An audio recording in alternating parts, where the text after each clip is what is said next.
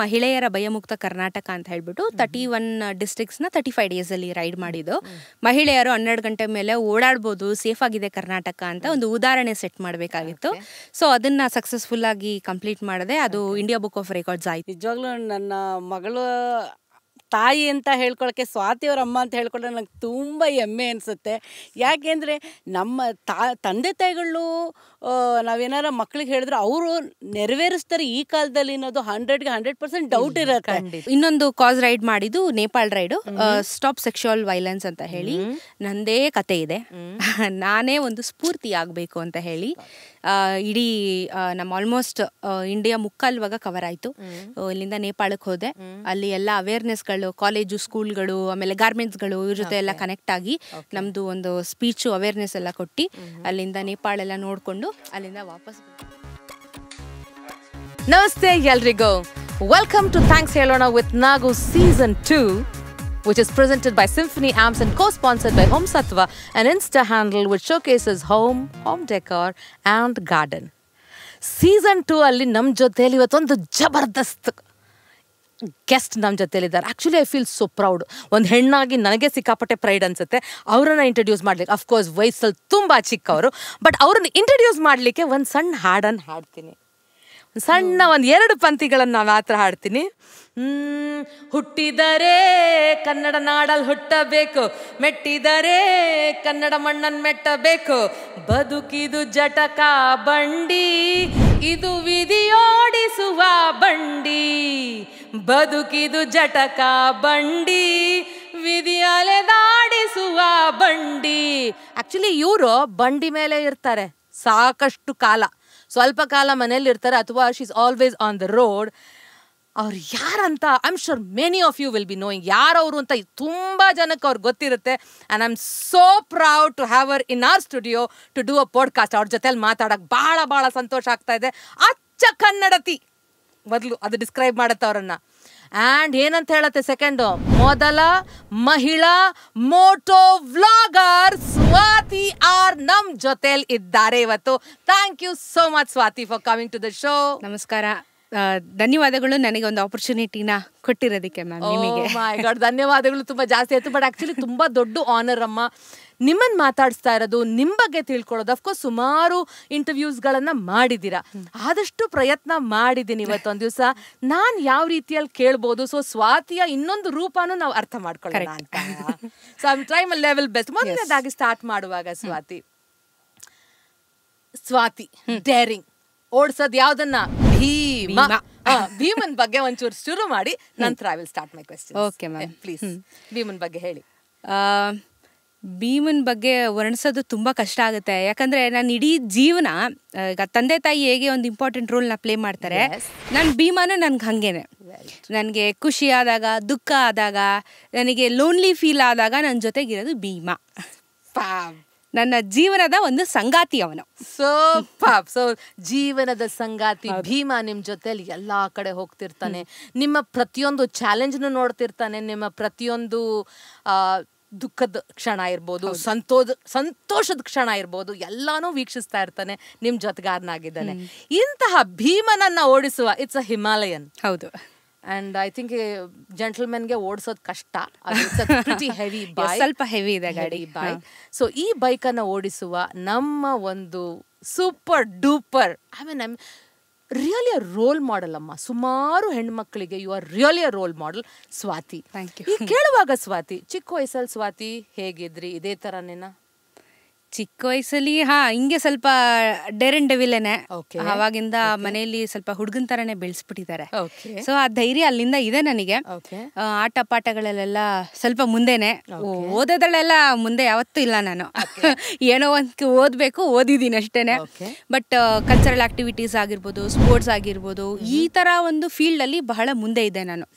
So ಆಗಿಂದನೂ ಅದೇ base ಹಾಗೆ ಬಂದಿದೆ. ಸೊ ಇವಾಗಲೂ ಅದೇ ಥರ ಧೈರ್ಯವಾಗಿ ಮುಂದೆ ನುಗ್ತಾ ಇದ್ದೀನಿ. ಓಕೆ. ಸೊ ಸಣ್ಣ ವಯಸ್ಸಲ್ಲೂ ಇದೇ ಡೇರಿಂಗ್ ಆಗಿದ್ರಿ? ಕಾಲೇಜ್ ಡೇಸ್ ಅಲ್ಲೂ ಐ ಆಮ್ ಶೋರ್ ಇನ್ನೂ ಕಾಲೇಜ್ ಇನ್ನೊಂದು ಮೆಟಲ್ ಮೇಲ್ ಹತ್ತಿ? ಹೌದೌದು, ಅವಾಗೆಲ್ಲ ಸ್ವಲ್ಪ ರೌಡಿಸಮ್ ಜಾಸ್ತಿ. ಓಕೆ. ಐ ಥಿಂಕ್ ಎಲ್ಲೋ ಇದು ಒಂದು ಇಂಟ್ರಿನ್ಸಿಕ್ ಆಗಿ ಒಳಗಡೆ ಇದ್ದಿದ್ರಿಂದ ಸ್ವಾತಿ, ನಿಮ್ಗೆ ಇವತ್ತು ಎಲ್ಲೇ ಹೋದ್ರೂ ಒಂದು ಡೇರ್ ಡೆವಿಲ್ ತರ ಎಲ್ಲಾನು ಫೇಸ್ ಮಾಡಕ್ಕೆ ಈಸಿ ಆಗಿರ್ಬೋದಲ್ವಾ ಅಮ್ಮ? ಹೌದು, ಕೆಲವೊಂದು ಕಡೆ ನನಗೆ ಡೇರ್ ಡೆವಿಲ್ ಆಗಿ ಇರಕ್ ಅನ್ಸುತ್ತೆ. ಬಟ್ ಕೆಲವೊಂದು ಸಿಚುಯೇಷನ್ ಒಂದೊಂದ್ಸಲಿ ನನ್ನನ್ನು ಕುಗ್ಸಿದೆ. ಅದರಿಂದ ಪಾಠ ಕೂಡ ಕಲ್ತಿರುವಂಥದ್ದಿದೆ ನಾನು. ಸೊ ಎಲ್ಲ ಟೈಮು ಒಂದೇ ಥರ ಇರೋಂತೆ ಹೇಳಕ್ ಬರಲ್ಲ. ಹೆಂಗೆ ಜೀವನ ಹೋಗುತ್ತೋ ಆ ಥರ ಹೋಗ್ಬೇಕು ಅನ್ನೋದು ಪಾಠ ಕಲ್ತಿದ್ದೀನಿ. ಅಲ್ಲ ಸ್ವಾತಿ, ಇಷ್ಟು ಚಿಕ್ಕ ವಯಸ್ಸಿಗೆ ಇಷ್ಟೆಲ್ಲ ಅರ್ಥ ಐ ಥಿಂಕ್ ಟ್ರಾವೆಲ್ ತುಂಬಾ ಹೆಲ್ಪ್ ಮಾಡಿರ್ಬೋದು. ಅಕಸ್ಮಾತ್ ಮನೆಯಲ್ಲೇ ಇದ್ದಿದ್ರೆ ಸ್ವಾತಿ, ಅಮ್ಮನ ಮಗಳಾಗಿ ಅಪ್ಪನ ಮಗಳಾಗಿ ಇದ್ದಿದ್ರೆ, ಕಾಲೇಜಿಗೆ ಹೋಗುಬ್ಬಾ ಅಥವಾ ಕೆಲ್ಸಕ್ಕೆ ಹೋಗುಬ್ಬಾ ಇಷ್ಟರಲ್ಲೇ ಇದ್ದಿದ್ರೆ ಇಷ್ಟೆಲ್ಲ ಜೀವನದ ಎಕ್ಸ್ಪೀರಿಯನ್ಸಸ್ ಆಗ್ತಿತ್ತಾ? ಖಂಡಿತವಾಗ್ಲೂ ಆಗ್ತಾ ಇರಲಿಲ್ಲ. ಅವತ್ತು ಛಲದಿಂದ ನಾನು ಬೈಕ್ ಓಡಿಸ್ಬೇಕು, ಟ್ರಾವೆಲ್ ಮಾಡಬೇಕು ಅಂತ ಆಚೆ ಬಂದ ಮೇಲೆ ಜೀವನದಲ್ಲಿ ಒಂದು ಹಣ ಎಷ್ಟು ಮುಖ್ಯ, ಒಂದು ಸಮಯ ಎಷ್ಟು ಮುಖ್ಯ, ಒಂದೊಂದೊತ್ತು ಒಂದು ಪಾನಿಪುರಿ ತಿನ್ಬೇಕು 20 ರೂಪಾಯಿ ಜೋಬಲ್ಲಿ ಇಲ್ದಿರುವಂಥ ಕಷ್ಟ ಕಾಲ ಕೂಡ ನಾನು ನೋಡಿದ್ದೀನಿ. ಮುಂದೆ ನಿಂತ್ಕೊಂಡು ಹತ್ತಿದ್ದೀನಿ, ಅಯ್ಯೋ ನಂಗೆ ತಿನ್ನಕ್ಕಾಗ್ತಿಲ್ಲ, ನಂಗೆ ಹೊಟ್ಟೆ ಹಶ್ವಾಗ್ತಿದೆ ಅಂತ. ಆ ಥರ ಕಾಲಗಳನ್ನ ನೋಡ್ಕೊಂಡು ಬಂದಿದ್ದೀನಿ. ಸೊ ನಾನು ಟ್ರಾವೆಲ್ ಲೈಫಲ್ಲಿ ಅಂತ ಹೇಳಿದ್ರೆ ಇಲ್ಲಿ ನನಗೆ ಪಾಠ ಕಲಿಸಿರೋದು ಒಂದು ಹಣದ ಪಾಠ ಕಲ್ತಿದ್ದೀನಿ, ಜೀವನದ ಪಾಠ ಕಲ್ತಿದ್ದೀನಿ, ವ್ಯಾಲ್ಯೂಸ್ ಆಫ್ ಪೇರೆಂಟ್ಸ್ ಕಲ್ತಿದ್ದೀನಿ. ಇಂಪಾರ್ಟೆಂಟ್. ಸ್ವೀಟ್. ಅಯ್ಯೋ ದೇವ್ರೆ. ಒಂದು 10-20 ಸತಿ ಫೋನ್ ಮಾಡ್ತೀನಿ ಎಲ್ಲಾದರೂ ಆಚೆ ಹೋದರೆ. ನಾನೇ ಊಟ ಮಾಡಿದ್ರಾ, ಮಲಗಿದ್ದೀರಾ, ಏನು ಮಾಡ್ತಾ ಇದ್ದೀರಾ. ಆ ವ್ಯಾಲ್ಯೂ ಇದೆಯಲ್ಲ, ಅದು ತುಂಬ ಇಂಪಾರ್ಟೆಂಟ್ ರೋಲ್ನ ಪ್ಲೇ ಮಾಡುತ್ತೆ. ಸೊ ಇದನ್ನೆಲ್ಲ ನಾನು ಪಾಠ ಕಲ್ತಿದ್ದೀನಿ. ಇವತ್ತು ತುಂಬ ಖುಷಿಯಾಗಿದ್ದೀನಿ. ಬಹಳ ಸಂತೋಷ ಆಗುತ್ತೆ. ಯಾಕಂದ್ರೆ ಸ್ವಾತಿ, ಓಕೆ, ಡೇರ್ ಡೆವಿಲ್ ಆಗಿದ್ದೀರಾ, ಹೋಗ್ತೀರಾ, ಮೋಟರ್ ರೈಡ್ಸ್ ಮೇಲೆ ಹೋಗ್ತೀರಾ, ಎಕ್ಸ್ಪೆಡಿಷನ್ಸ್ ಮಾಡ್ತೀರಾ, ಎಲ್ಲ ಮಾಡ್ತೀರಾ. But at the same time ಅಷ್ಟೇ ನಾನು ಆಂಕರ್ ಆಗಿದ್ದೀನಿ ನನ್ನ ತಂದೆ ತಾಯಿ ಹತ್ರ. ನನ್ನ ತಂದೆ ತಾಯಿ ಜೊತೆ ಟಚಲ್ಲಿ ಇರ್ತೀನಿ. ಎಲ್ಲೋ ಅವರ ಒಂದು ವ್ಯಾಲ್ಯೂ ನನಗೆ ತುಂಬಾ ಚೆನ್ನಾಗಿ ಅರ್ಥ ಆಗಿದೆ ಅಂತ ಇದು ಒಂದು ದೊಡ್ಡ ಪಾಠ ಕೊಡ್ತಾ ಇದ್ದೀರಾ ಸುಮಾರು ಜನ ಯಂಗ್ಸ್ಟರ್ಸಿಗೆ ಹೂ ಫೀಲ್ ಪೇರೆಂಟ್ಸ್ ಒಂದೊಂದ್ಸಲ ಯಾಕೆ ನಮ್ಮ ಅಪ್ಪ ಅಮ್ಮ ಇಷ್ಟು ಹಿಂಸೆ ಕೊಡ್ತಾರೆ, ನಮ್ಗೆ ಇಷ್ಟು ಕಾಟ ಕೊಡ್ತಾರೆ, ಫೋನ್ ಮಾಡಿ ಮಾಡಿ, ಇಷ್ಟು ಮೆಸೇಜ್ ಮಾಡಿ ಅನ್ನೋರಿಗೆ. I think it is a very big learning ಅಂತ. ಹೌದು ಮ್ಯಾಮ್. ಯಾಕೆ ನಾನು ಈ ತರ ಪಾಠ ಕಲ್ತಿದ್ರಿಂದ ಬೇರೆಯವ್ರಿಗೆ ಇನ್ಸ್ಪೈರ್ ಮಾಡಕ್ಕಾಗತ್ತೆ ಅಂತ ಹೇಳಿದ್ರೆ, ಚಿಕ್ಕ ವಯಸ್ಸಲ್ಲಿ ಅಪ್ಪ ಅಮ್ಮ ಅದು ಕೊಡ್ಸಿಲ್ಲ ಇದು ಕೊಡ್ಸಿಲ್ಲ ಅಂತ ಜಗಳ ಮಾಡೋದು, ಹೊಳೆಯೋದು, ಬಡಿಯೋದು ಎಲ್ಲಾರ ಮನೆಯಲ್ಲೂ ದೋಸೆ ತುತ್ತೆ. ಬಟ್ ಏನಾಗುತ್ತೆ ಅಂತ ಹೇಳಿದಾಗ ಒಂದು ಸರ್ಟನ್ ಏಜಿಗೆ ಬಂದ ಮೇಲೆ, ಈಗ ನಮ್ಮಂತ ಒಂದು 27 ಏಜ್, ಒಂದು ಯೂತ್ ಲೆವೆಲ್ ನಮ್ದು. ಸೊ ಹೆಂಗಾಗುತ್ತೆ ಅಂತ ಹೇಳಿದ್ರೆ ಈಗಿನ ಸಮಯದಲ್ಲಿ ಒಂದು ಹಣ ಮಾಡ್ಕೋಬೇಕು, ಒಂದು ನಂದು ಲೈಫ್ನ ಬಿಲ್ಡ್ ಮಾಡ್ಕೋಬೇಕು, ನಂದು ಒಂದು ಫ್ಯಾಮಿಲಿ ಇರಬೇಕು, ಮದುವೆ ಮಕ್ಕಳು ಅನ್ನೋದೆಲ್ಲ ಇರುತ್ತೆ. ಈಗ ಈ ಹಣ ಮಾಡ್ಕೊಳ್ಳುವಂಥ ಒಂದು ಸಿಚುಯೇಷನ್ ಅಲ್ಲಿ ನಾವು ಓಡ್ತಾ ಇದ್ದೀವಿ. ಈ ಓಡೋ ಸಮಯದಲ್ಲಿ ನಮ್ಮವರು ತಮ್ಮವರು ಅನ್ನೋರನ್ನ ನಾವು ಮರಿತಾ ಇದ್ದೀವಿ. ಕೊನೆಯದಾಗಿ ಎಲ್ಲ ಬಿಟ್ಟೋದ್ರು, ಸ್ನೇಹಿತರು ಬಿಟ್ಟೋದ್ರು, ಕ್ಲೋಸ್ ಫ್ಯಾಮಿಲಿಗಳು ನಮ್ಮನ್ನ ಬಿಟ್ಟೋದ್ರು, ಹೀಯಾಳಿಸಿದ್ರು, ಮಾತಾಡಬಾರ್ದೆಲ್ಲ ಮಾತಾಡಿದ್ರು. ನನಗೆ ಎಷ್ಟೇ ನೋವಾದ್ರು ನನ್ನ ತಂದೆ ತಾಯಿ ನನ್ನ ಹಿಂದೆ ನಿಂತಿದ್ರು. ಅವಾಗ ಅವ್ರ ವ್ಯಾಲ್ಯೂ ಗೊತ್ತಾಯ್ತು ನನಗೆ. ಎಲ್ಲ ಬಿಟ್ಟೋದಾಗ ತಂದೆ ತಾಯಿ ಜೊತೆಗಿದ್ದಾರೆ, ಅವರನ್ನ ನಾವು ಖುಷಿಯಾಗಿಟ್ರೆ ಪ್ರಪಂಚನೇ ಖುಷಿಯಾಗಿಟ್ಟಂಗೆ. ಎಂಥ ಮಾತಾಡ್ದಮ್ಮ ನೀನು. ಅವ್ರು ಖುಷಿಯಾಗಿದ್ರೆ ಪ್ರಪಂಚನೇ ನಾನು ಖುಷಿಯಾಗಿಟ್ಟಂಗೆ. ಯಾಕಂದ್ರೆ ಈಗ ಕೇಳುವಾಗ್ಲೇ ಈ ಪ್ರಶ್ನೆ ಕೇಳ್ಬಿಡ್ತೀನಿ ಸ್ವಾತಿ, ಇದಕ್ಕೆಲ್ಲ ಮೂಲ ಕಾರಣ ಅಮ್ಮ. ಅಂದ್ರೆ ಇವತ್ತೊಂದ್ಸರಿ ನೀವು ಬೈಕ್ ರೈಡರ್ ಅಂತ ಹೇಳಕ್ಕೆ ಮೂಲ ಕಾರಣ ಅಮ್ಮ. ಖಂಡಿತ. ಸೊ ಅಮ್ಮನ ಬಗ್ಗೆ ಅಥವಾ ಯಾವ ರೀತಿಯಾಗಿ ಯು ಸ್ಟಾರ್ಟೆಡ್ ದಿಸ್ ಜರ್ನಿ ಅಂತ ಸ್ವಲ್ಪ ದಯವಿಟ್ಟು ಹೇಳಿ. ಅಫ್ಕೋರ್ಸ್ ಬೇಕಾದಷ್ಟು ಇಂಟರ್ವ್ಯೂಸ್ ಅಲ್ಲಿ ಹೇಳಿದ್ದೀರಾ, ಆದ್ರೂ ಒಂದು ಕಂಟಿನ್ಯೂಟಿ ಸಿಕ್ಲಿ, ನಮ್ಮ ಒಂದು ಪಾಡ್ಕಾಸ್ಟ್ ಅಲ್ಲಿ ಒಂದು ಕಂಟಿನ್ಯೂಟಿ ಸಿಕ್ಲಿ ಅಂತ. ಸೊ ನೀವು ಈಗ ನಮ್ಮ ಅಮ್ಮನ್ನ ಕೇಳಿದ್ರೆ ಆ್ಯಕ್ಚುಲಿ ಫೀಲ್ಡಿಗೆ ಬರೋಕ್ಕೆ ಅಮ್ಮನೇ ಕಾರಣ. ಅಮ್ಮನೇ ಕಾರಣ. ನಾನು ಹೇಳ್ದಂಗೆ ತಂದೆ ತಾಯಿಯ ವ್ಯಾಲ್ಯೂಗಳನ್ನ ಕಲಿತಾಗ ಅವರು ಖುಷಿ ಪಡೋದನ್ನ ನಾವು ನೆರವೇರಿಸ್ಬೇಕು ಅನ್ನೋ ಒಂದು ಹುಮ್ಮಸ್ಸು, ಆಸೆ ನಮ್ಮೊಳಗೆ ಬರುತ್ತೆ. ಅದನ್ನ ನಾವು ಅರ್ಥ ಮಾಡ್ಕೋಬೇಕು. ಬೇರೆ ಎಲ್ಲೋ ಫ್ರೆಂಡ್ಸ್ ಜೊತೆ ಡ್ರಿಂಕ್ಸ್ ಮಾಡೋದು, ಪಾರ್ಟಿ ಮಾಡೋದು, ಅದನ್ನೆಲ್ಲ ಹೊರತುಪಡಿಸಿ ಫ್ಯಾಮಿಲಿ ಜೊತೆ ಯಾವಾಗ ಕಾಲ ಕಳಿತೀವಿ. ಯಾಕಂದ್ರೆ ಲೈಫ್ ಇಸ್ ವೆರಿ ಶಾರ್ಟ್. ಯಾಕಂದ್ರೆ ಈಗಿರುವಂಥ ಜನ್ರೇಷನಲ್ಲಿ 30-35 ವರ್ಷಕ್ಕೆ ಎಲ್ಲರೂ ಹೋಗ್ತಾ ಇದ್ದಾರೆ, ಜೀವನ ನಿಲ್ತಿಲ್ಲ. ಅದು ಸ್ವಲ್ಪ ನಮ್ಮ ಪೇರೆಂಟ್ಸ್ಗಳಂತೂ ಅವಾಗ ಸ್ವಲ್ಪ ಗಟ್ಮುಟ್ಟಾಗಿರೋದಕ್ಕೆ ಇವತ್ತು ಚೆನ್ನಾಗಿದ್ದಾರೆ. But we never know. ಅದಕ್ಕೆ ಎವ್ರಿ ಮೂಮೆಂಟ್ ಅವ್ರ ಜೊತೆ ಖುಷಿಯಾಗಿರ್ಬೇಕು ಅನ್ನೋದೇ ನನ್ನ ಒಂದು ದೊಡ್ಡ ಗೋಲ್ ಆಗಿರೋದು. ಸೊ ಅದೊಂದು ದೊಡ್ಡ ಗೋಲ್ ಇಟ್ಕೊಂಡಿದ್ದೀನಿ ನಾನು. ಸೊ ಅಮ್ಮನೇ ಇದಕ್ಕೂ ಸ್ಫೂರ್ತಿ ನನಗೆ ಬೈಕ್ ಓಡಿಸ್ಲಿಕ್ಕೆ. ಒಂದು ಬೈಕ್ನ ಗಿಫ್ಟ್ ಮಾಡಿದ್ರು 2019 ನನಗೆ. ಕೆಲ್ಸಕ್ಕೆ ಹೋಗ್ತಿದ್ದೆ ನಾನು ಅವಾಗ, ಗೌರ್ಮೆಂಟ್ ಎಂಪ್ಲಾಯಿ, 9 to 5 ಮಾಮೂಲಿ ಅದೇ ಚೌಕದೊಳಗೆ ಕೆಲಸ ಮಾಡ್ತಿದ್ದೆ. ಸೆಕೆಂಡ್ಸ್ ಬರ್ಡೇಗೆ ಅಂತ ಹೇಳ್ಬಿಟ್ಟು ಸೆಕೆಂಡ್ಸ್ದು ಕ್ಲಾಸಿಕ್ 350 ನನಗೆ ಗಿಫ್ಟ್ ಮಾಡಿದ್ರು. ಬೈಕ್ ಓಡಿಸ್ಲಿಕ್ಕೆ ಸ್ವಲ್ಪ ಬರ್ತಿತ್ತು, ಯಾಕಂದ್ರೆ ಕಾಲೇಜ್ ಡೇಸ್ ಅಲ್ಲೆಲ್ಲ ಸ್ವಲ್ಪ ಎಲ್ಲ ಆಟ ಆಡ್ತಿದ್ವಲ್ಲ, ಸೊ ಎಲ್ಲ ಗೊತ್ತಿತ್ತು. ಬಟ್ ಆದ್ರೂ ಕಂಪ್ಲೀಟ್ ಆಗಿ ಅಂತ ಗೊತ್ತಿಲ್ಲ.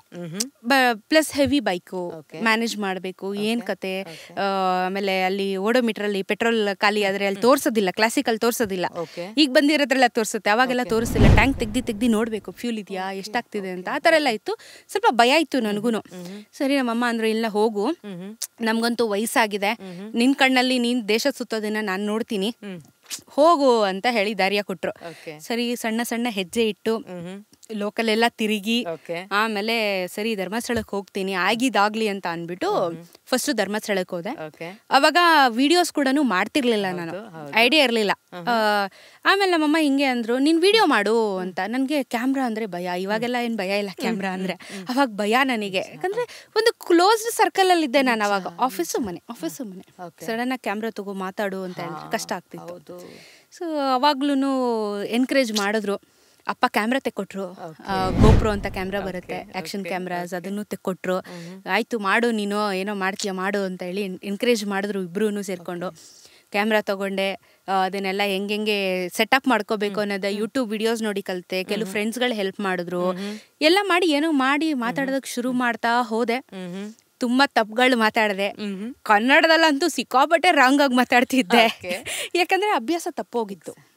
ಯಾಕಂದ್ರೆ ಇವಾಗ ಆಫೀಸ್ ಅಂತ ಹೇಳಿದಾಗ ಅಲ್ಲಿ ಕಮ್ಯುನಿಕೇಶನ್ ಬೇರೆ ಇರುತ್ತೆ, ಈ ಲೋಕಲ್ ಕನ್ನಡ ಕಮ್ಯುನಿಕೇಶನ್ ಬೇರೆ ಇರುತ್ತೆ.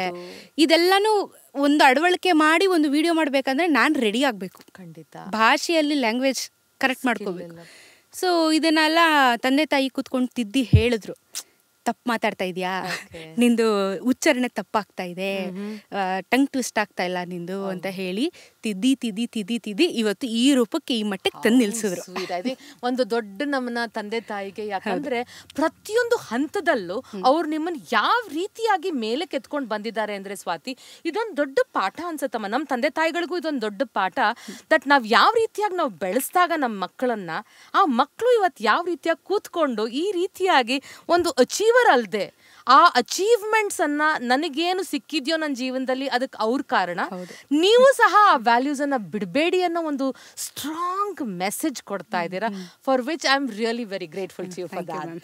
ಇದು ಕೇಳುವಾಗ ಸ್ವಾತಿ, ಐ ಥಿಂಕ್ ನಿಮ್ ಬಗ್ಗೆ ಹೆಚ್ಚಿಗೆ ತಿಳ್ಕೊಬೇಕಂದ್ರೆ ನಿಮ್ ವಿಡಿಯೋಸ್ ಕೊಟ್ಟೋದ್ರೆ ಸಾಕು. Whether it is Payana with Swathi, I think it's Instagram ಅಲ್ಲಿ ಅಂಡ್ ಯೂಟ್ಯೂಬ್ ಅಲ್ಲಿ ಸ್ವಾತಿ ಯಾರ್, ಅದ್ರ ಜೊತೆ ಯಾರು ಬೇಕಾದ್ರೂ ನೀವು ಎಲ್ಲಿ ಹೋಗಿದ್ದೀರಾ, ಏನ್ ಮಾಡಿದ್ದೀರಾ ಎಲ್ಲ ತಿಳ್ಕೊಬೋದು. ಇದು ಕೇಳುವಾಗ ಆಕ್ಚುಲಿ ನಾನು ನಿಮ್ಮನ್ನು ಮೀಟ್ ಮಾಡಿದ್ದು recently Echoes of Bengaluru and I was blown away. ನಿಮ್ಮ ಮಾತಿನ ವೈಖರಿ ಅವತ್ತೇ ಮನ್ಸು ಮಾಡ್ಕೊಂಡೆ, ಈ ಹುಡುಗಿ ಜೊತೆಲಿ ಖಂಡಿತವಾಗ್ಲೂ ನಾನು, because she such a role model to so many youngsters, young women, ಅವ್ರಿಗೆ ದೊಡ್ಡ ರೋಲ್ ಮಾಡೆಲ್ ಆಗಿದ್ದೀರಾ. ಸೊ ಇದು ಕೇಳುವಾಗ ಒಂದು ಸಣ್ಣ ಪ್ರಶ್ನೆ ಕೇಳ್ತೀನಿ. ನನಗೂ ನಿಮಗೂ ಒಂದು ಕಾಮನ್ ಕೊಂಡಿದೆ, ಹಿಮಾಲಯ. ಎಸ್, ಹಿಮಾಲಯ ಹೇಳ್ತಿದ್ರೆ ಸಾಕು, ನಾನು ನೆನ್ನೆನೂ ಪ್ಲಾನ್ ಮಾಡ್ತೀನಿ, ಹೋಗ್ತೀನಿ ಅಂತ ಹೇಳ್ತಿದ್ದೆ ಅಮ್ಮನಿಗೆ, ಹೋಗ್ತೀನಿ ಹಿಮಾಲಯಗೆ, ಆಗ್ತಿಲ್ಲ ಕುತ್ಕೊಳಕ್ಕೆ, ನನ್ಗೆ ವರ್ಷಕ್ಕೊಂದ್ಸತಿ ಹೋಗ್ಲೇಬೇಕು, ಅದು ಎಳಿಯುತ್ತೆ ಮನ್ಸು. ಬಟ್ ಇವಾಗ ಲ್ಯಾಂಡ್ ಸ್ಲೈಡ್ ಆಗ್ತಾ ಇದೆ, ಸ್ನೋಫಾಲ್ ವಿಪರೀತ ಆಗಿದೆ, ಬೇಡ ಅಂತ ಹೇಳಿದ್ರು, ಅದಕ್ಕೆ ಇವಾಗ ಕೂತಿದ್ದೀನಿ. ಓಕೆ, ಅದೇ ಹಿಮಾಲಯಸ್ ನೀವು ಹೇಳ್ದಾಗೆ ಎಳುತ್ತೆ ನಮಗೆ. ನಾನು ಅನ್ಕೋತಾ ಇದ್ದೆ, ಒಂದು ಕಾರಲ್ಲಿ ಕುತ್ಕೊಂಡು ಹೋಗುವಾಗ್ಲೇನೆ ಆ ಕ್ರಿಸ್ ಕ್ರಾಸ್, ನಾನು ಸುಮಾರು ವರ್ಷಗಳಿಂದ ಹೋಗ್ತೇನಮ್ಮ, ಪ್ರಾಬಬ್ಲಿ ಫ್ರಮ್ ಆಲ್ಮೋಸ್ಟ್ ನನ್ನ ಮಗಳಿಗೆ 15, ಈಗಳಿಗೆ 37. ಸೊ ಇಷ್ಟು ವರ್ಷಗಳಿಂದ ಹಿಮಾಲಯಕ್ಕೆ ಹೋಗ್ತಾ ಇದ್ದೀವಿ, ಬರ್ತಾ ಇದ್ದೀವಿ. ಇತ್ತೀಚೆಗೆ ಆಲ್ಮೋಸ್ಟ್ ವರ್ಷಕ್ಕೊಂದ್ಸಲ ಹೋಗ್ತೀನಿ, ಏನೋ ಮಾಡ್ಕೊಂಡು ಹೋಗ್ಬಿಡ್ತೀನಿ. ಅಲ್ಲಿ ಹೋಗೊಂದು ಕೈ ಮುಗ್ದಾಗ ಅಲ್ಲಿ ಆಗೋ ಒಂದು ಆನಂದನ, ಪರಮಾನಂದ ಅಂತಾರಲ್ಲ, ಅದಾಗ್ಬಿಡತ್ತೆ. ಇಲ್ಲಿ ಹಿಮಾಲಯಕ್ಕೆ ಹೋಗೋದು ಅಷ್ಟು ಸುಲಭ ಅಲ್ಲ. ನಿಮಗೆ ಹಿಮಾಲಯದಲ್ಲಿ ಯಾವುದು ತುಂಬಾ ಕಷ್ಟವಾದಂತಹ ಮೋಟರ್ ರೈಡ್ ಅಂತ ಅನ್ನಿಸ್ತಮ್ಮ, ಮೋಟರ್ ಬೈಕ್ ರೈಡ್? ಕಷ್ಟ ಅಂತ ಹೇಳಿದ್ರೆ ನಂದು ಫಸ್ಟ್ ರೈಡ್ ಅಂತಾನೆ ಹೇಳ್ಬೋದು. ಯಾಕಂದ್ರೆ ಫಸ್ಟ್ ಲಾಂಗ್ ಮಾಡಿದ್ದೆ ನಾನು ಸ್ಪಿಟಿ ವ್ಯಾಲಿ. ಫಸ್ಟ್ ಹೋಗಿದ್ದೆ ಹಿಮಾಚಲ್, ನಾನು ಲಾಂಗು ಫಸ್ಟ್ ಅದೇ, ಹಿಮಾಲಯಸ್ ಕಾಲಿಟ್ಟಿದ್ದು ಫಸ್ಟ್ ಟೈಮ್ ಅದೇ ನಂದು. ಸೊ ಅವಾಗ ನಾನೇ ಇನ್ನ ಬೇಸಲ್ಲಿ ಇದ್ದಲ್ವಾ, ನನ್ಗೆ ಅದೇ ಸ್ವಲ್ಪ ಕಷ್ಟ ಆಗಿತ್ತು, ಬಟ್ ಗಿವ್ ಅಪ್ ಮಾಡ್ಲಿಲ್ಲ. ಸೊ ಆಗ ಒಬ್ರೇ ಹೋಗಿದ್ರ? ಇಲ್ಲ, ಫ್ರೆಂಡ್ಸ್ ಜೊತೆ ಹೋಗಿದ್ವಿ. ಫ್ರೆಂಡ್ಸ್ ಜೊತೆ ಅಂದ್ರೆ ಸುಮಾರು ಜನ ಹೋಗಿದ್ರು? ಹೌದು, ಒಂದ್ 10 ಹುಡುಗರು ಇದ್ರು, ನಾನು ಒಬ್ಳೆ ಹುಡುಗಿ ಬೈಕಲ್ಲಿ ಇದ್ದಿದ್ದು. Super. Okay, I mean comparison ಅಂತಲ್ಲ, ಹುಡುಗ ಹುಡುಗಿಯನ್ನ ಕಂಪ್ಯಾರಿಸನ್ ಅಂತಲ್ಲ, ಎಲ್ರು ಪ್ರಕೃತಿಲಿ ಒಂದೇನೆ. ಬಟ್ ಆದ್ರೂ ಒಂದು ಡೇರಿಂಗ್ ಸ್ಟೆಪ್ ತಗೊಂಡು ಹಿಮಾಲಯದವರೆಗೂ ಅವ್ರ ಜೊತೆಲಿ ಬೈಕ್ ರೈಡ್ ಮಾಡ್ಕೊಂಡು ಹೋಗಿರೋದು, that's the greatest thing that has happen. ಇದು ಕೇಳುವಾಗ ಸ್ವಾತಿ, ಸ್ಪಿಟಿ ವ್ಯಾಲಿಗೆ ಹೋಗುವಾಗ ಅಥವಾ ಬೇರೆ ಹಿಮಾಲಯದಲ್ಲಿ ಬೇರೆ ಎಲ್ಲೆಲ್ಲಿ ಹೋಗಿ? ಲಡಾಖ್ ಹೋಗಿದ್ದೀನಿ. Okay, okay okay. ಮುಕ್ತಿನಾಥ್ವರೆಗೂ ಹೋಗಿ ಬಂದಿದ್ದೀನಿ. ಮುಕ್ತಿನಾಥ್ ನೇಪಾಳಕ್ಕೆ ಹೋಗ್ಬಿಟ್ಟು ಬಂದ್ಬಿಟ್ಟಿದ್ದೀರಾ. ಈಗ ಲಡಾಖ್ ಹೋಗುವಾಗಲಿ ಅಥವಾ ನೀವು ಸ್ಪಿಟಿಗೆ ಹೋಗುವಾಗಲಿ ನಿಮ್ಗೆ ಒಂದು ಮರೆಯಕ್ಕೆ ಆಗಲ್ಲ ಅನ್ನೋದು ಅಂದ್ರೆ ಖುಷಿ ಆಗಿರೋ ಇನ್ಸಿಡೆಂಟ್ ಯಾವ್ದಾದ್ರು ಇದೆಯಾ? ಸ್ಪಿಟಿಗೆ ಹೋದಾಗ ಫಸ್ಟ್ ಟೈಮು -18 ಅಲ್ಲಿ ವಿತ್ ಸ್ನೋಫಾಲ್ ರೈಡ್ ಮಾಡಿದ್ದು. ಫಸ್ಟ್ ಎಕ್ಸ್ಪೀರಿಯನ್ಸು, ಜೊತೆಗೆ ಭಯ, ಜೊತೆಗೆ ಅಲ್ಲಿ ಕಂಪ್ಲೀಟ್ ಮಾಡಿ ಬಂದೆ ಅನ್ನೋದೊಂದು ಖುಷಿ ಇದೆ ನನಗೆ. ಫುಲ್ ಸ್ನೋಫಾಲ್, ಚಿತ್ಕುಲ್ ವಿಲೇಜ್ಗೆ ಹೋಗ್ತಾ ಇದ್ದೆ ನಾನು. So all of sudden drastic change climate ಅಲ್ಲಿ ಫುಲ್ ಸ್ನೋಫಾಲ್ ಶುರು ಆಯ್ತು. ಅವಾಗ ಅಷ್ಟೊಂದು ಗೇರ್ಸ್ ಅಷ್ಟೊಂದು ಏನು ಐಡಿಯಾ ಇಲ್ಲ ನನಗೆ. ಏನೋ ಒಂದು ಹಾಕೊಂಡು ಹೋಗ್ತಾ, ಚಳಿ ತಡೆಯಕ್ ಆಗ್ತಿಲ್ಲ, ಫಾಗ್ ಫುಲ್ ವೈಸರ್ ಮೇಲೆ. ಅದು ಇವಾಗ್ಲೂ ವಿಡಿಯೋ ಇದೆ ಯೂಟ್ಯೂಬ್ ಅಲ್ಲಿ. ಒರ್ಸ್ಕೊಂಡು ಹೋಗ್ತಾ ಇದ್ದೀನಿ, ಮುಂದೆ ಹಳ್ಳಕ್ಕೆ ಹಾಕೇ ಬಿಟ್ಟೆ, ಗೊತ್ತೇ ಆಗ್ಲಿಲ್ಲ ನನಗೆ. ಬಟ್ ಆದ್ರೂ ಬಿಡ್ಲಿಲ್ಲ ನಾನು. ಸೊ ಅದೊಂದು ನನಗೊಂದು ವೆರಿ ಹ್ಯಾಪಿಯೆಸ್ಟ್ ಮೂಮೆಂಟ್ ಸ್ಪಿಟಿ ವ್ಯಾಲಿಯಲ್ಲಿ. Happiest moment. ಹೌದು. ಅಂದ್ರೆ ಇವತ್ವರೆಗೂ ನಿಮ್ ಕೈಲಿ ಮರೆಯಕ್ ಆಗಲ್ಲ, ಅದನ್ನು ಇಲ್ಲ. ಹೆದ್ರಿನೇ ಸಕ್ಸಸ್ ಮಾಡಿದ್ದೆ ಅದನ್ನ ನಾನು. ಹೆದ್ರಿ ಸಕ್ಸಸ್ಫುಲ್ ಆಗಕ್ ಕಾರಣ ಆಯ್ತು. ಇದಾದ ನಂತರ ಬೇಕಾದಷ್ಟು ಕಹಿ ಘಟನೆಗಳು ನಡೆಯುತ್ತಮ್ಮ, ಚಾಲೆಂಜಸ್. ಅನ್ನೋ ಕಹಿ ಘಟನೆ ಅಂದ್ರೆ ಕಹಿ ಘಟನೆ ಪರ್ಸೆ ಅಂತ ಹೇಳಲ್ಲ, ಒಂದು ಚಾಲೆಂಜಸ್ ಫೇಸ್ ಮಾಡಿರ್ತೀರ. ಆ ತರ ಮರೆಯಕ್ಕಾಗದೇ ಇರೋಂಥದ್ದು ಒಂದು ಚಾಲೆಂಜ್ ಯಾವ್ದಾದ್ರು ಇದೆಯಾ? ಅಷ್ಟು ಮನಸ್ಸಲ್ಲಿ ಒಂದು ಸಂತೋಷ ಅಷ್ಟೊಂದು ಆಗ್ಲಿಲ್ಲ, ಒಂದು ಬೇಸರಿಕೆನೋ ಏನೋ ಒಂಥರ ಅನ್ನಿಸ್ತು ಮನ್ಸಿಗೆ, ಆ ತರದ್ದು ಏನಾದ್ರು ಆಗಿದ್ಯಾಮ್ಮ? ಹಿಮಾಲಯಾಸ್ ಅಂತ ಹೇಳಿದ್ರೆ ಅಲ್ಲಿ ನನಗೇನೋ ಆಗ್ಲಿಲ್ಲ. ಅಲ್ಲಿ ಯಾವಾಗ್ಲೂ ಸಂತೋಷನೇ ಕಂಡಿದ್ದೀನಿ ನಾನು. ಹೆಲ್ತ್ ಇಶ್ಯೂಸ್ ಅಫ್ಕೋರ್ಸ್ ಅದು ಹೈಯರ್ ಆಲ್ಟಿಟ್ಯೂಡ್ ಸಿಕ್ನೆಸ್ ಅದ ಕಾಮನ್ ಅದೆಲ್ಲರಿಗೂ. ಅಲ್ಲಿ ತುಂಬಾ ಸಂತೋಷ ಪಟ್ಟಿರುವಂತ ಜಾಗ ನಂದು. ಏನು ಕಾರ್ದುಂಗ್ಲಾ ಆಗಿರ್ಬೋದು ಅಥವಾ ಮುಕ್ತಿನಾಥ್ ಮೊನ್ನೆ ಹೋದಾಗ ಆಗಿರ್ಬೋದು, ಎಲ್ಲ ಸ್ವೀಟ್ ಮೆಮೊರೀಸ್. ಬಟ್ ನಮ್ಮ ಒಂದು ನಿಯರ್ ಬೈ ಒಂದು ಸ್ಟೇಟ್ ಅಲ್ಲಿನೇ ಒಂದು ಕಹಿ ಘಟನೆ ನನ್ನ ಒಂದು ರೈಡಿಂಗ್ ಜರ್ನಿಯಲ್ಲಿ ನಡೆದಿದೆ. ಸೊ ಅದು ಸ್ವಲ್ಪ ನನಗೆ ಅವಾಗ ಟ್ರಿಗರ್ ಆಗ್ತಾ ಇರುತ್ತೆ ಅದೊಂದು ವಿಚಾರ ನನಗೆ. ಸೋಲೋ ರೈಡ್ ಮಾಡ್ತಾ ಇದ್ದೆ ನಾನು ಅವಾಗ. ಒಂದು ತುಂಬಾ ವರ್ಷ ಹಿಂದೆ ಆಯ್ತು ಆಲ್ಮೋಸ್ಟ್. ಅದು ಸ್ಟಾರ್ಟಿಂಗ್ ಬಿಗಿನಿಂಗ್ ಏಜ್ ಅಲ್ಲಿ ಮಾಡ್ತಾ ಇದ್ದಿದ್ದೆಲ್ಲ ನಾನು. ಸೋಲೋ ರೈಡ್ ಹೋಗಿದ್ದೆ ನಾನು ಅವಾಗ. ನಾನು ಪೀರಿಯಡ್ಸ್ ಅಲ್ಲಿ ಇದೆ ರೈಡ್ ಮಾಡ್ಬೇಕಾದ್ರೆ. ಸೊ ಸ್ವಲ್ಪ ಬ್ರೇಕ್ಸ್ಗಳು ಜಾಸ್ತಿ ಬೇಕಾಗುತ್ತೆ, ವಾಶ್ರೂಮ್, ಟೀ, ಕಾಫಿ ಬ್ರೇಕ್ ಎಲ್ಲ ಬೇಕು ವಿಪರೀತ. ಆಮೇಲೆ ರೈಡರ್ ಅಂದ್ರೆ ಸ್ವಲ್ಪ ಕಾಫಿ ಟೀ ಬ್ರೇಕ್ ಜಾಸ್ತಿ, ನಮಗೆ ನಿದ್ದೆ ಬರುತ್ತೆ ಅಂತ ಹೇಳ್ಬಿಟ್ಟು. ಸೊ ಘಾಟ್ ಸೆಕ್ಷನ್ ಅಲ್ಲಿ ಹೋಗ್ಬೇಕಾದ್ರೆ ಒಂದು ಅಂಗಡಿ ಕಾಣಿಸ್ತು ನನಗೆ. ಓಕೆ ಅಂತ ಹೇಳಿ ನಿಲ್ಲಿಸ್ಬಿಟ್ಟು ಅವಾಗ ಗೇರ್ಸ್ ನ ತೆಗ್ದೆ. ಯೂಶಲಿ ಗೇರ್ ತೆಗಿಯೋ ತನಕ ಹುಡುಗಿನ ಅಂತ ಗೊತ್ತಾಗೋದಿಲ್ಲ, ಫುಲ್ಲಿ ಗೆರಪ್ ಆಗ್ಬಿಟ್ಟಿರ್ತೀವಿ ನಾವು. ಸೊ ಬಿಚ್ಬಿಟ್ಟು ಎಲ್ಲ ಜಾಕೆಟ್ ಎಲ್ಲ ರಿಮೂವ್ ಮಾಡಿ, ಹೆಲ್ಮೆಟ್, ಗ್ಲೌಸ್ ಎಲ್ಲ ರಿಮೂವ್ ಮಾಡಿ ರಿಲ್ಯಾಕ್ಸ್ ಮಾಡ್ತೀವಿ, ಫ್ರೆಶ್ ಏರ್ ಬೇಕು ಅಂತ ಹೇಳಿ. ಹೋಗ್ಬಿಟ್ಟು ಟೀ ಅಂಗಡಿಯಲ್ಲಿ ಟೀ ಹೇಳ್ಬಿಟ್ಟು ನಾನು ಬಂದೆ. ನನಗೂ ಟೀ ಅಂಗಡಿಗೂ ಇನ್ನೊಂದು 20-30 ಮೀಟರ್ಸ್ ಮ್ಯಾಕ್ಸಿಮಮ್ ಗಾಡಿ ನಿಲ್ಸಿದ್ದು ಅಂಗಡಿಯಲ್ಲಿದ್ದು. ಸೊ ಘಾಟ್ ಅಲ್ಲ, ನಾನು ರಿಲ್ಯಾಕ್ಸ್ ಆಗಿ ಸೈಡಲ್ಲಿ ಇದ್ದೆ. ಟೀ ಹೇಳಿ ಬಂದೆ ನಾನು ಅವರಿಗೆ. ಅಷ್ಟೊತ್ತಿಗೆ ಒಳಗಡೆ 4 ಜನ ಗಂಡಸರು ಅವರು ಕುಡ್ದಿದ್ರು. ಅವರು ಒಳಗಡೆ ಇದ್ದಿದ್ದನ್ನ ನಾನು ನೋಡ್ಲಿಲ್ಲ ಫಸ್ಟ್, ನನಗೆ ಗೊತ್ತಿಲ್ಲ. ನಾನು ಹೇಳಿ ಸೀದಾ ಬಂದಿದ್ದಷ್ಟೇ, ನಿಲ್ಲಿಲ್ಲಲ್ಲ.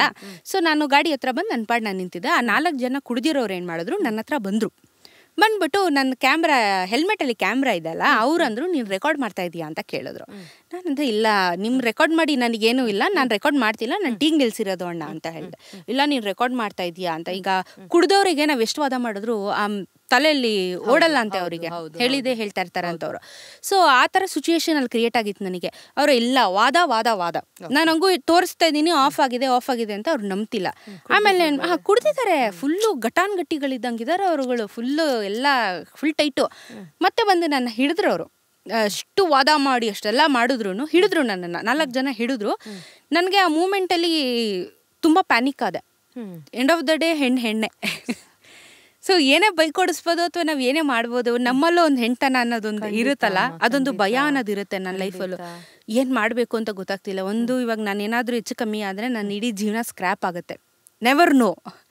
ಇಲ್ಲ ಅಂತ ಹೇಳಿದ್ರೆ, ಇಲ್ಲಿಂದ ನಾನು ಬಚಾವ ಹೋಗ್ಬೇಕು ಅಂತ ಹೇಳಿದ್ರೆ ನನ್ನಿಂದ ಏನಾದರೂ ಮಾಡೋದಕ್ಕೆ ಶಕ್ತಿ ಇದೆಯಾ ಅನ್ನೋದನ್ನ ನನಗೆ ಗೊತ್ತಾಗಬೇಕು.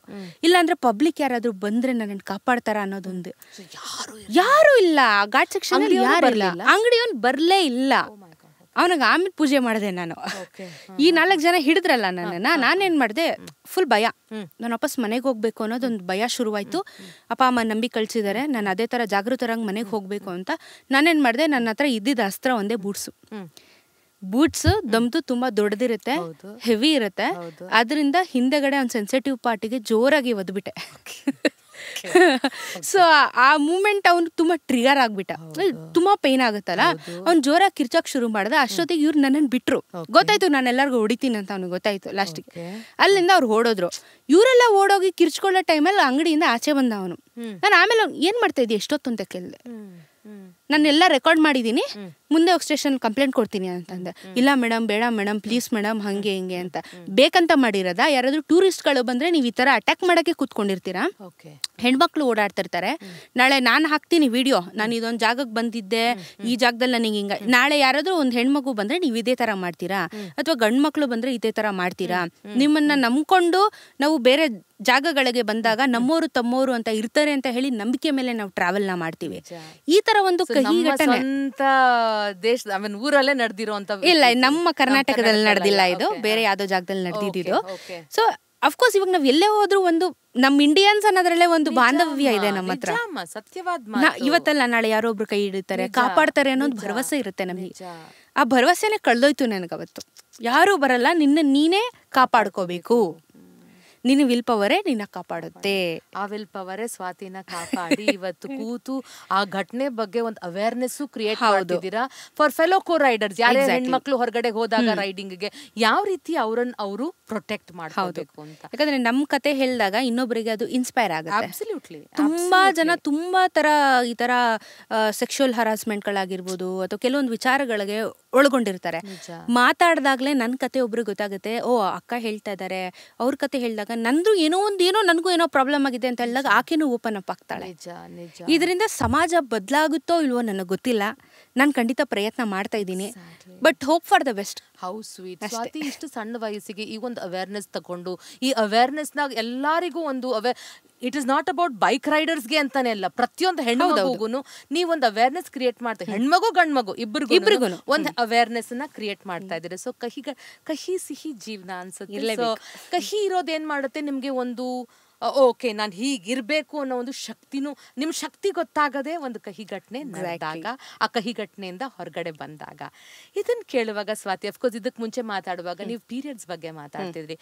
ಒಂದು ಹೆಣ್ಣಾಗಿ ನಮಗೆ ಗೊತ್ತಿರುತ್ತೆ ಈ ಪೀರಿಯಡ್ಸ್ ಆದವಾಗ ನಮ್ದೇ ಸೆಟ್ ಆಫ್ ಇಶ್ಯೂಸ್ ಇರುತ್ತೆ. ಫಸ್ಟ್ ಆಫ್ ಆಲ್ ಮೂಡೇ ಸರಿಯಾಗಿರಲ್ಲ. ನೀವು ನಿಮ್ಮ ಮೂಡ ಸ್ವಿಂಗ್ಸ್ ಅನ್ನ ಸರಿ ಮಾಡ್ಕೊಂಡು ಪ್ಲಸ್ ವಾಶ್ರೂಮ್ ಯೂಸೇಜ್ ಇದನ್ನೆಲ್ಲ ಯಾವ ರೀತಿಯಾಗಿ ಬ್ಯಾಲೆನ್ಸ್ ಮಾಡ್ತೀರಮ್ಮ? ಮ್ಯಾಮ್ ಯೂಶಲಿ ಪೀರಿಯಡ್ಸ್ ಟೈಮಲ್ಲಿ ಇದ್ದಾಗ್ಲೂ ನಾವು ರೈಡ್ ಮಾಡ್ತೀವಿ. ಅದೆಲ್ಲ ನಮ್ಗೇನು ತಲೆ ಕೆಡ್ಸ್ಕೊಳ್ಳೋ ಅಂಥದ್ದು ಏನಿಲ್ಲ. ಯಾಕಂದ್ರೆ ನಾವು ಜಸ್ಟ್ ರೈಡರ್ಸು. ನಮ್ಮ ಥರ ಮಹಿಳೆಯರು ತುಂಬಾ ಕಷ್ಟಪಡ್ತಾ ಇರುವಂಥ ಫೀಲ್ಡ್ಸ್ ಅಲ್ಲಿ ತುಂಬಾ ಇದ್ದಾರೆ. ಒಲಿಂಪಿಕ್ಸ್ ಅಲ್ಲಿ ಇದ್ದಾರೆ, ದಿನಾ ಅಥ್ಲೆಟ್ಸ್ಗಳು ಪ್ರಾಕ್ಟೀಸ್ ಮಾಡ್ತಾ ಇರ್ತಾರೆ. ಕೂಲಿ ಕಾರ್ಮಿಕರು ಅವರೆಲ್ಲ ಪೀರಿಯಡ್ಸ್ ಅಂತ ರೀಸನ್ಸ್ ಕೊಡ್ತಾರ? ಇಲ್ಲ, ಕೆಲಸ ಮಾಡ್ಬೇಕು, ಮಾಡ್ತಾ ಇರ್ತಾರೆ ಅವ್ರ ಹೊಟ್ಟೆ ಪಾಡು. ಸೊ ನಾವು ಅಷ್ಟೇ ದಿನ ಸ್ಪೋರ್ಟಿವ್ ಆಗಿ ತಗೊಂಡಿದೀವಿ. It's part of life, part of body ಅಷ್ಟೇ. ಆ ತರ ತಗೊಂಡು you just go on. But again washroom washroom ಅಂತ ಬಂದಾಗ ಫಾರ್ ಟ್ರಾವೆಲರ್ಸ್, ಹೆಣ್ಮಕ್ಳಾಗಿರ್ಬೋದು ಗಂಡು ಮಕ್ಳಾಗಿರ್ಬೋದು, ಸೇಫೆಸ್ಟ್ ವಾಶ್ರೂಮ್ ಪ್ಲೇಸ್ ಯಾವುದು ಅಂತ ಹೇಳಿದ್ರೆ ಪೆಟ್ರೋಲ್ ಬಂಕ್. ಪೆಟ್ರೋಲ್ ಬಂಕ್ ಅಲ್ಲಿ ಸೊ ಸ್ವಲ್ಪ ಹೈಜೀನ್ ಕೆಲವೊಂದ್ ಕಡೆ ಇರೋದಿಲ್ಲ. ಅಫ್ಕೋರ್ಸ್ ಈ ಪಿ-ಸೇಫ್ ಅವ್ರದ್ದು ಸ್ಪ್ರೇಗಳು ಬರ್ತವೆ, ಅಂಥದ್ದನ್ನ ಯೂಸ್ ಮಾಡ್ಕೋಬಹುದು. ಯಾಕಂದ್ರೆ ಎಲ್ಲಾ ಹೋಟೆಲ್ ಅಥವಾ ರೆಸ್ಟೋರೆಂಟ್ಗಳಲ್ಲಿ ನಾವು ಡೈರೆಕ್ಟ್ ಆಗಿ ಹೋಗಿ ವಾಶ್ರೂಮ್ ಯೂಸ್ ಮಾಡಕ್ಕಾಗಲ್ಲ. ನಮಗೂ ಮುಜುಗರ ಆಗುತ್ತೆ, ಏನೋ ತಿಂದಿಲ್ಲ ವಾಶ್ರೂಮ್ ಯೂಸ್ ಮಾಡಕ್ಕಾಗತ್ತಾ ನಿಜ.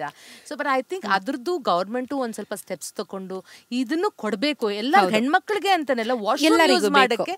ಯಾವ್ದು 5 ಸ್ಟಾರ್ ಹೋಟೆಲ್ ಇರ್ಲಿ ಯಾವ್ದೇ ಇರ್ಲಿ ಒಂದು ಅಪರ್ಚುನಿಟಿ ಅಂತೂ ಖಂಡಿತ ಕೊಡ್ಬೇಕು ಅಂತ ನನಗೂ ಯಾವಾಗ್ಲೂ ಅನ್ನಿಸ್ತಿರುತ್ತಮ್ಮ. ಬಿಕಾಸ್ ಟ್ರಾವೆಲ್ ಮಾಡೋರ್ಗೆ ಇದೊಂದು ಇಶ್ಯೂ ಇದೆ, ನಮಗ್ ಮಾಮೂಲಾಗಿರೋರ್ಗೆ ಇರುತ್ತೆ, ನಿಮ್ ಬೈಕ್ ರೈಡರ್ಸ್ಗೆ ಇನ್ನೂ ಜಾಸ್ತಿ ಇರುತ್ತೆ.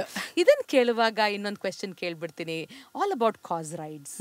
ಕಾಸ್ಗೋಸ್ಕರ ನೀವು ಸಾಕಷ್ಟು ರೈಡ್ಸ್ ಮಾಡಿದ್ದೀರಾ ಅಮ್ಮ. ಸೊ ಐ ಥಿಂಕ್ ಇಲ್ಲಿಂದ ನೇಪಾಳಕ್ಕೆ ಹೋಗಿದ್ದು ಸಹ ಒಂದು ಕಾಸ್ ರೈಡ್. ಅದ್ರ ಬಗ್ಗೆ ಒಂಚೂರು ದಯವಿಟ್ಟು ತಿಳಿಸಿ.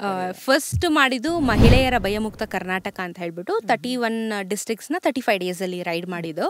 ಮಹಿಳೆಯರು 12 ಗಂಟೆ ಮೇಲೆ ಓಡಾಡ್ಬೋದು, ಸೇಫ್ ಆಗಿದೆ ಕರ್ನಾಟಕ ಅಂತ ಒಂದು ಉದಾಹರಣೆ ಸೆಟ್ ಮಾಡಬೇಕಾಗಿತ್ತು. ಸೊ ಅದನ್ನ ಸಕ್ಸಸ್ಫುಲ್ ಆಗಿ ಕಂಪ್ಲೀಟ್ ಮಾಡಿದೆ. ಅದು ಇಂಡಿಯಾ ಬುಕ್ ಆಫ್ ರೆಕಾರ್ಡ್ಸ್ ಆಯ್ತು ನಂದು. India book of records, Asia book of records. So ಇದು ಫಸ್ಟ್ ಮೇಜರ್ ಕಾಸ್ ಮಾಡಿದ್ದು ನಾನು. ಎರಡನೇ ಕಾಸ್ ಸಮುದ್ರ ಜೀವಿಗಳನ್ನ ಉಳಿಸಿ ಅಂತ ಹೇಳಿ ನಮ್ಮ ಸಮುದ್ರಗಳನ್ನ ಕರ್ನಾಟಕದಲ್ಲಿರುವಂಥ ಸಮುದ್ರಗಳಲ್ಲಿ ಪ್ಲಾಸ್ಟಿಕ್ ಡ್ರೈವ್ ಅವೇರ್ನೆಸ್ನ ಕೂಡ ಮಾಡಿದೆ. ಅದಕ್ಕೂ ನನಗೆ IBR ಬಂತು, ಪ್ಲಸ್ ಏಷ್ಯಾ ಬುಕ್ ಅದಕ್ಕೆ ಬಂತು ನನಗೆ. ಸೊ ಒಂದು ಸಣ್ಣ ಅವೇರ್ನೆಸ್ ಅಷ್ಟೇನೆ. ಅವೇರ್ನೆಸ್ ಅಲ್ಲಮ್ಮ, ನಿಮ್ಮಂತ ಮಕ್ಕಳು ಒಂದೊಂದು ಪುಟ್ ಹೆಜ್ಜೆ ತಗೊಂಡು, ಪುಟ್ ಹೆಜ್ಜೆ ಅಲ್ಲ ದೊಡ್ಡ ಹೆಜ್ಜೆನೇ ಇದೆ ಆಕ್ಚುಲಿ, ಇದು ಪುಟ್ ಹೆಜ್ಜೆ ಅಲ್ಲ, ತಗೊಂಡಾಗ ಎಲ್ಲೋ ಒಂದ್ ಕಡೆ ಅವೇರ್ನೆಸ್ ಕ್ರಿಯೇಟ್ ಆಗಿ ಎಲ್ಲರಲ್ಲೂ ಒಂದು ಜಾಗೃತಿ ಉಂಟಾಗತ್ತೆ and they will start taking steps. ಹೌದು. ಸೊ ಇದನ್ನ ಇವಾಗ ಕಂಟಿನ್ಯೂ ಹೇಗ್ ಮಾಡ್ತಾ ಇದ್ದಾರೆ? ಇವಾಗ ನಾವು ಹೋಗಿರುವಂತ ಬೀಚ್ಗಳೆಲ್ಲ ನಾವು ಲಯನ್ಸ್ ಜೊತೆ ಟೈಅಪ್ ಆಗಿದ್ವಿ, ಲಯನ್ಸ್ ಕ್ಲಬ್ ಜೊತೆಗೆ. ಸೊ ನಾವು ಹೋಗಿರುವಂತ ಬೀಚ್ಗಳಲ್ಲಿ ಕ್ಲೀನಿಂಗ್ ಮಾಡ್ಬೇಕಾದ್ರೆ ಅವರು ನಮ್ ಜೊತೆ ಬಂದು ಕೈ ಜೋಡಿಸಿದ್ರು. ಅಲ್ಲಿರುವಂತ ಪರಿಸ್ಥಿತಿನ ಅವರೇ ನೋಡಿದ್ರು. ನಾವ್ ಅಲ್ಲಿಂದ ಬಂದು ಇಲ್ಲಿ ಕಸಾಯಿಯಾಗಿ ಬಂದಿದೀವಿ, ನಿಮ್ ಜಾಗ ನೀವು ದಯವಿಟ್ಟು ಸ್ವಚ್ಛಂದವಾಗಿ ಇಟ್ಕೊಳ್ಳಿ ಅಂತ ಹೇಳಿ ಇವಾಗ ಅದನ್ನ ಅವರು ಪ್ರಾಜೆಕ್ಟ್ ಆಗಿ ತಗೊಂಡಿದ್ದಾರೆ. ಸೊ ಅವರು ತಿಂಗಳ ಹೋಗ್ತಾರೆ, ಕ್ಲೀನ್ ಮಾಡ್ತಾರೆ.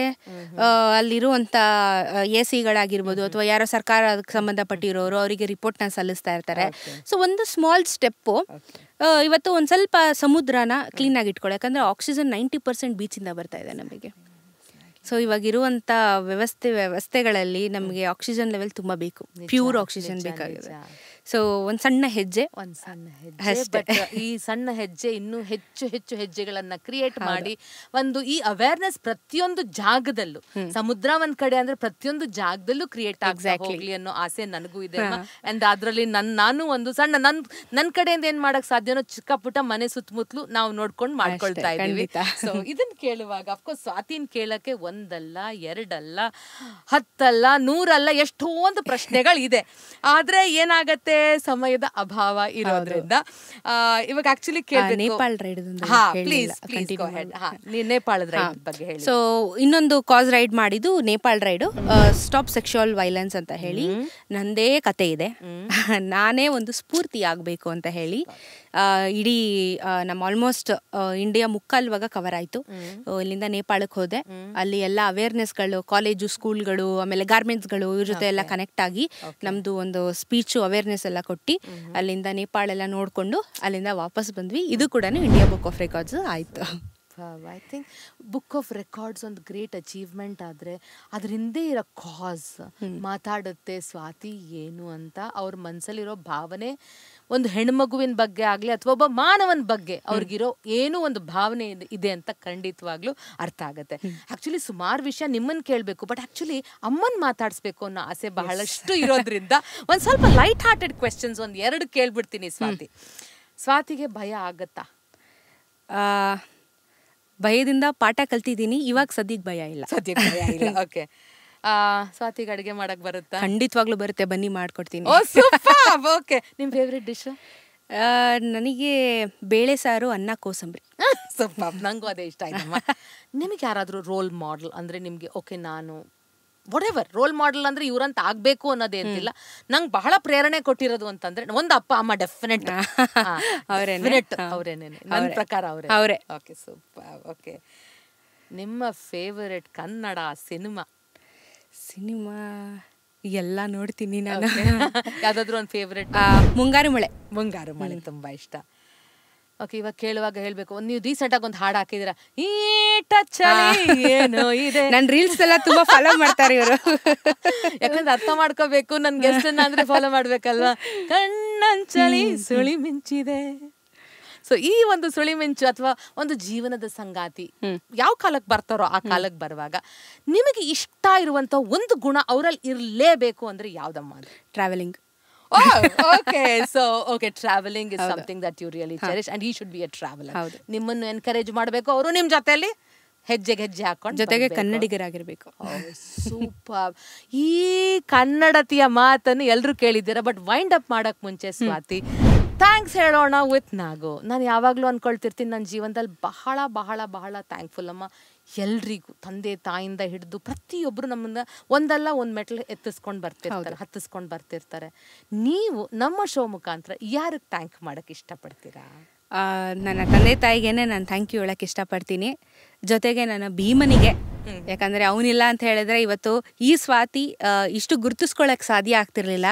ಒಂದೊಂದ್ಸತಿ ನನ್ನನ್ನು ಗುರ್ತಿಲ್ಲ ಅಂತ ಹೇಳಿದ್ರು ಓ ಭೀಮಾ ಅಂತ ಹೇಳ್ತಾರೆ ರೋಡಲ್ಲಿ. ಸೊ ಭೀಮನಿಗೆ ತುಂಬ ಆ್ಯಕ್ಚುಲಿ ವಿಸಿಬಿಲಿಟಿ ಇದೆ ಸೊಸೈಟಿಯಲ್ಲಿ ನನ್ನ ಬೈಕ್ನ.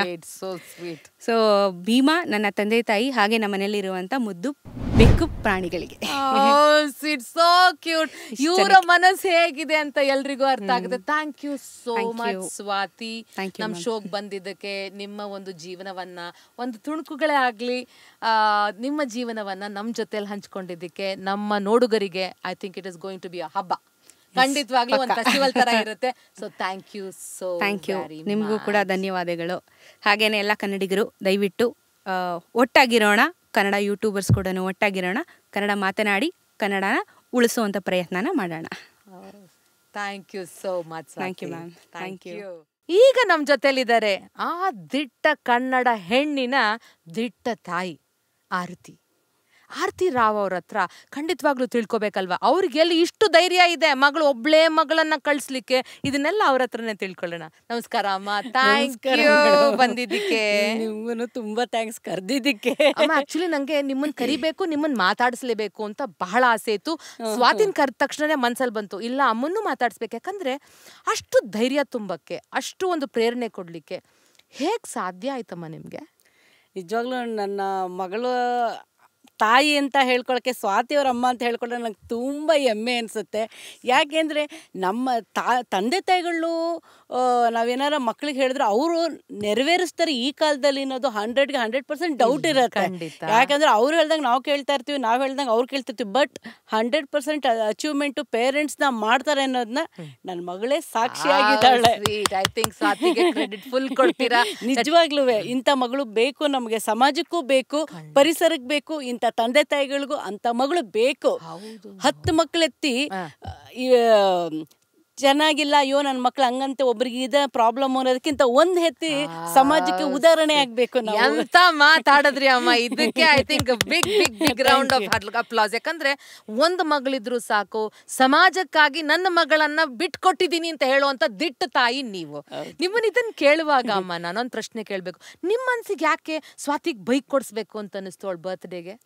ಯಾಕನ್ನಿಸ್ತು ಅಂದ್ರೆ ಎಲ್ಲರೂ ಡಾಕ್ಟ್ರು, ಇಂಜಿನಿಯರು, IAS, ಪೊಲೀಸೇ ಆಗ್ಬಿಟ್ರೆ ನನಗೊಂದು ಇನ್ನೊಂದು ಆಸೆ ಇತ್ತು. ಫಸ್ಟ್ ಅಲ್ಲಿ ನಾನು ಫಾರ್ಮರ್ ಆಗ್ಬೇಕು ಅಂತ ಆಸೆ ಇವತ್ತಿಗೂ ಇದೆ. ಆದ್ರೆ ನಾವು ಬಡವರು ಅಂತ ಜಾಗಗಳನ್ನ ತಗೊಳಕ್ಕಿಲ್ಲ, ಇವತ್ತಿಗೂ ಬಾಡಿಗೆ ಮನೇಲೇ ಇದೀವಿ. ಒಂದು ಫಾರ್ಮರ್ ಆಗಿದ್ರೆ ನಾನು ಒಂದಷ್ಟು ನಮ್ಗೆ ಬೇಕಾಗಿರೋ ತರಕಾರಿ ಏನಾರ ಆಗಿರ್ಲಿ, ಒಂದು ಕೃಷಿ ಮಾಡ್ಕೊಂಡು ಪ್ರಾಣಿ ಪಕ್ಷಿಗಳನ್ನ ಸಾಕ್ಬೇಕು ಅನ್ನೋದು ಒಂದು ಇವತ್ತಿಗೂ ಇದೆ ಆಸೆ.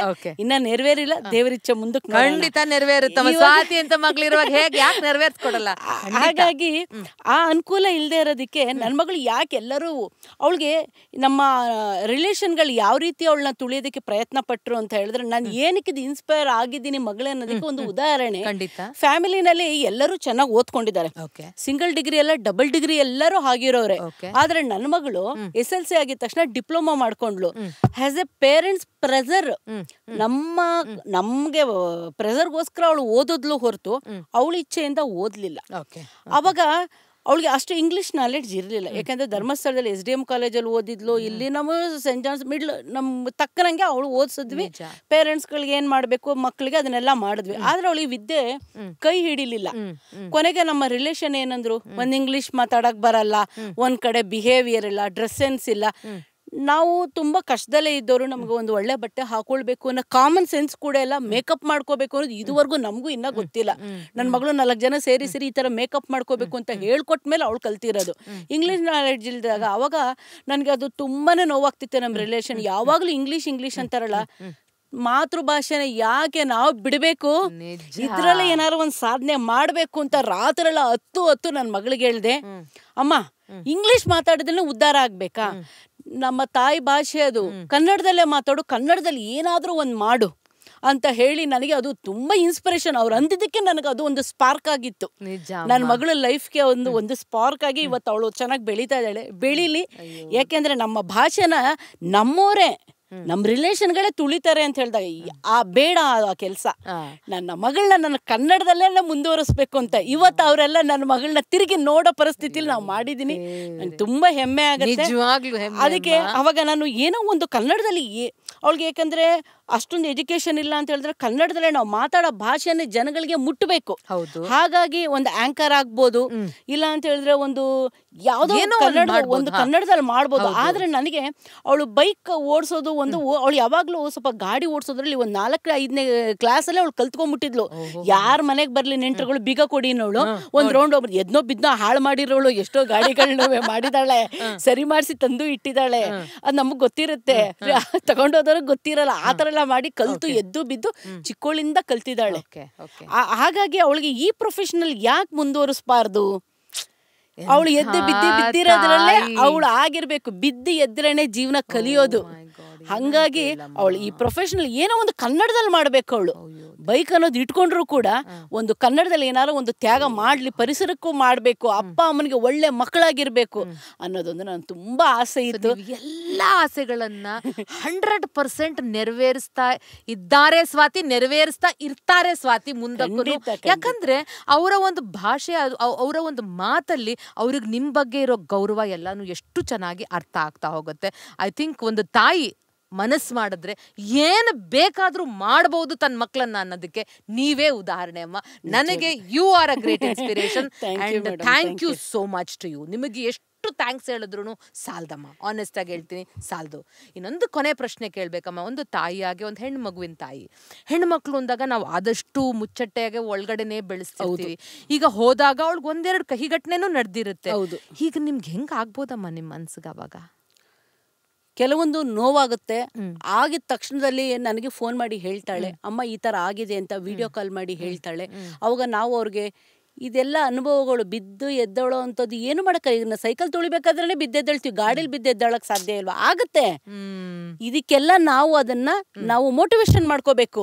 ನಾವು ನೆಕ್ಸ್ಟ್ ನಾವು ಆ ತಪ್ಪನ್ನ ಮಾಡದೇ ಇರೋ ರೀತಿ ನಾವು ಮುಂದೆ ಹೆಜ್ಜೆ ಇಡಬೇಕು ಅಂತಂದ್ರೆ ಕೆಲವೊಂದು ಕೈ ಘಟನೆಗಳು ಆದ್ರೇನೆ ನಾವು ಸಿಹಿ ಘಟನೆಗಳಿಗೆ ದಾರಿ ಮಾಡಕ್ ಹೋಗೋದು ನಾವು. ಹಾಗಾಗಿ ನನ್ನ ಮಕ್ಕಳಿಗೆ ನಾವು ಒಳ್ಳೆ ಬೆಳಕಾಗಿರ್ಬೇಕು. ಬರೀ ತಂದೆ ತಾಯಿ ಹೆತ್ಬಿಟ್ವಿ, ಏನೋ ಸಮಾಜದಲ್ಲಿ ಮದ್ವೆ ಮಾಡ್ಕೋ, ಮಕ್ಳು ಮಾಡ್ಕೋ, ಆಯ್ತು ನನ್ನ ಜವಾಬ್ದಾರಿ ಆಗಿರ್ಬಾರ್ದು. ಅವಳು ಏನೋ ಒಂದು ಸಾಧನೆ ಮಾಡಬೇಕು. ಅವಾಗ ನಮ್ಗೂ ಪ್ರೌಡ್ ಫೀಲು.